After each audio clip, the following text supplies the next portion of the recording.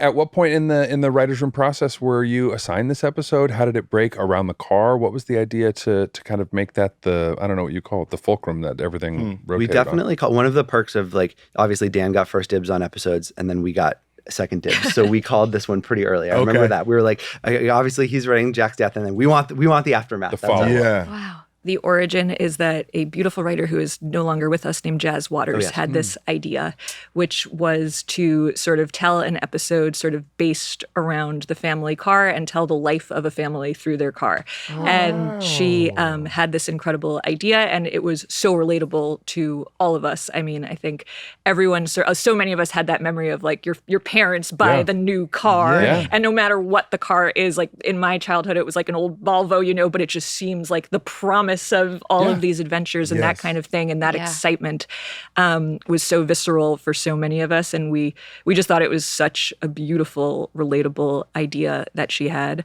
and that was it. And we loved the idea, like that, the previous episode is so emotionally explosive and sort of punches you in the face with how intense it is. Yeah. And we felt like collectively our audience would need that exhale that you need when somebody dies. And that was sort of that was sort of the idea that like, let's all take, and it's still a really emotional episode, but let's all take that breath together and let's kind of mourn together and sort of make a plan to move forward, both for this family and sort of also for the series. Yeah, and also, I mean, it's an episode about Rebecca, like literally and metaphorically getting into the driver's seat and taking on these kids by herself. And like, so sort of seeing the making the car this very literal manifestation of that felt like it set up this lovely ending where Mandy is sort of taking on these three kids and she's determined to take them into the future without Jack.